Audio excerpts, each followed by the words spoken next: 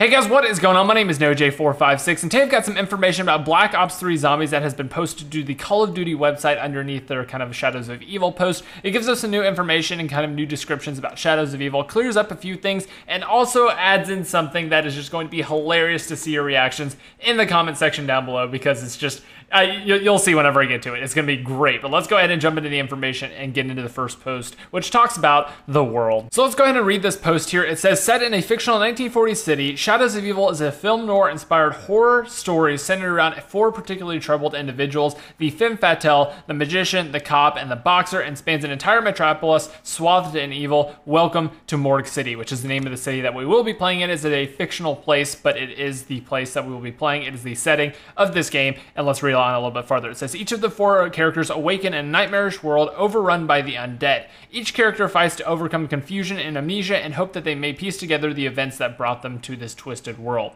So a lot of this we already knew. We knew that these characters were troubled. They did some very, very bad stuff, and we're actually going to get some more information about this later on in another post. But the main thing that I wanted to talk about out of this image and this little piece of information is the fact that our characters are undergoing amnesia. So if you don't know what amnesia is, basically it is the loss of memory, usually due to some sort of trauma, usually due to some sort of drugs. Something is very, very traumatic to the brain, and it causes amnesia. Now, there are two different types of amnesia, which are retrograde amnesia and anterograde amnesia. Hopefully I said that right. But basically, anterograde amnesia is a type of amnesia where basically you can remember things for the short term, but you have trouble processing it and putting it into long-term memory. So basically, you remember things for a short amount of time, and then after that, you completely forget what happened to you, and that's kind of like after the accident, you get that kind of brain affliction, and it happens. Now, the type that I think these characters have are retrograde amnesia. It's basically like something happens, there's some sort of event, maybe you get drugged, maybe you get hit over the head with a baseball bat, and you can't remember certain things before a certain time. And I believe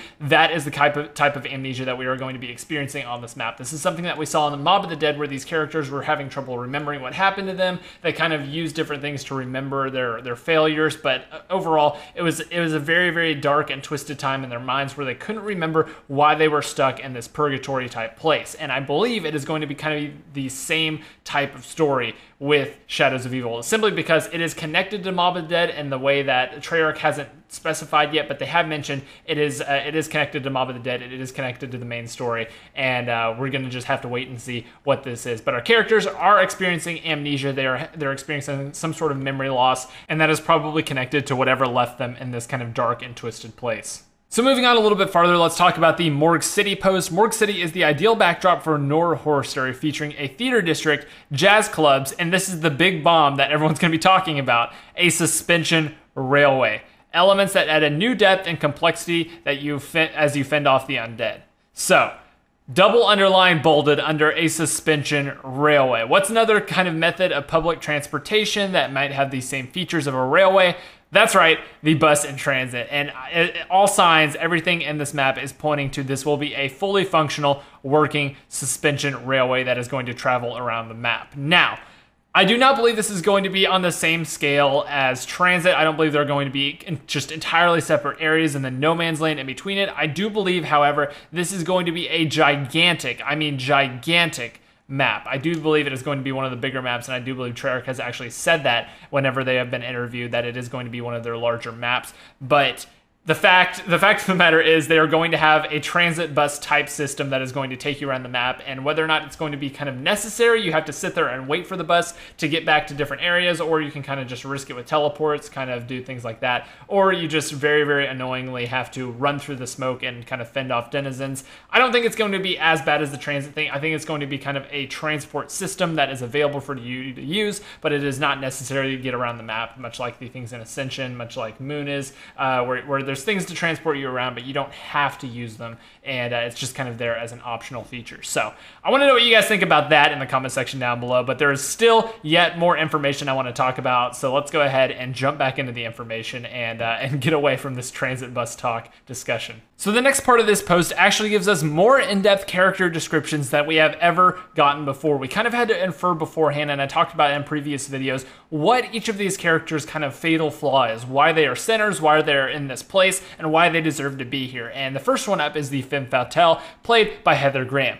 This is what it says. She belongs in motion pictures, but is instead working as a burlesque dancer at the city's most upscale nightclub, where she inevitably attracts the attention of many powerful men, manipulating their weaknesses and desires for her own ends. So we saw in the trailer, and what I kind of talked about in a previous video, is that she just kind of seduces men. She ties them up with handcuffs or whatever, and then she takes a pair of scissors off the dresser and then kills them. She is basically a killer, and now we know what it is for. It is for her own ends, for her own wealth, for her own power. It is on these powerful men that she has a purpose of killing. They aren't just kind of revenge killing. She doesn't really do them for fun, and this is the reason she is a sinner, and that is why she is in this place. This is more in depth that we have gotten before, and we know that she's obviously very, very attractive, and she's working as a burlesque dancer, which we kind of could have inferred before, but now we know for sure that she works at this upscale nightclub that we can actually see in a couple shots in the trailer.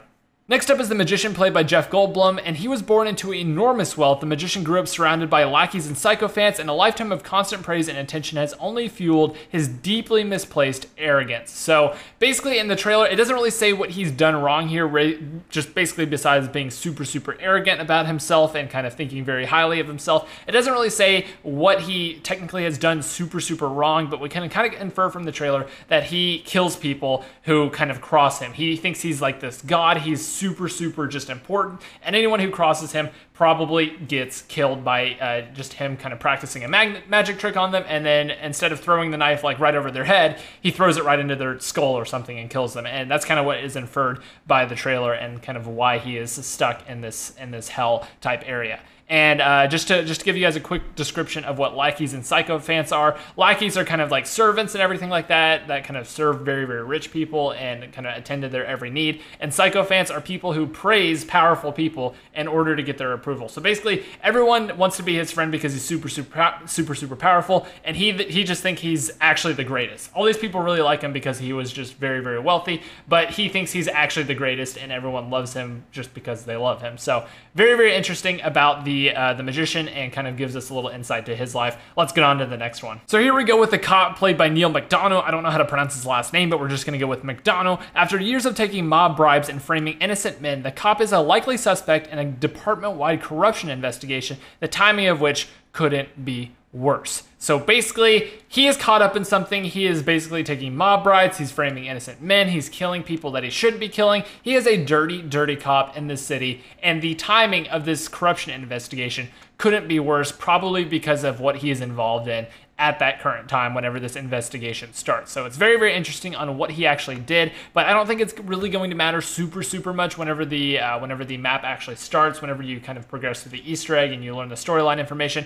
I don't think what these characters actually did is going to be a huge, huge reveal. It's going to be just like, yeah, I was a dirty cop, I took bribes, I killed people, and my department investigated me at a bad time, and I killed like the head department guy. Something like that. I think it's going to be just kind of a quick reveal. I don't think that's going to be the main thing. It's going to be about them getting over their sins and kind of repenting for it. That seems to be the theme of this map, and the Shadow Man is the one kind of guiding them through this. So very interesting about the cop. Let's get into the last one, which is very, very short because there's really no new information here, which is the boxer.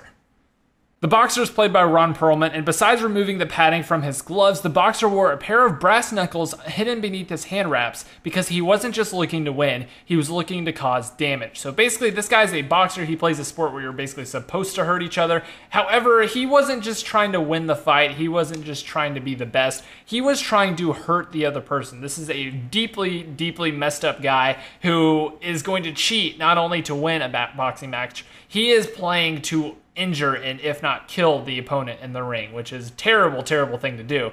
Number one, just obviously, but this is the reason that he is stuck in this place. That is what he has done wrong, and it's really no new information. We kind of saw him putting on these brass knuckles before a fight and then absolutely decimating someone with a punch, like blood flying everywhere, just killing the opponents here. But this is what he's done wrong. This is why he is at this map, and that is our 4 characters. That is the reveal of them. That is some more information that we're going to learn probably more whenever the map starts. However, as of right now, this is a lot of information to take in, but there is one more post that I wanted to point out here and one more thing that I wanted to give you guys information about. So taking a look at the last post here, we don't get any new information from the actual text. It is all kind of in the image, but let me go ahead and read the text to get it out of the way. It says, progression, personalize your zombies experience with a full XP-based progression system that adds depth and replayability that the fans have come to expect. So basically, XP system and zombies, you're going to be able to earn some stuff. I don't think it's going to necessarily change zombies in any huge way. I think it is going to only take place in Shadows of Evil. I don't think we're going to get this in the Giant. I think the Giant's going to be its own separate thing, especially because it is a DLC map that you have to buy a kind of like hardened edition or prestige edition of the game to get in the first place. But I do believe it's going to be kind of separate. It's not going to be something that is a part of Shadows of Evil, or it's not going to be a part of the Giant. It's only going to be a part of Shadows of Evil, but I guess we're going to have to wait and see on that.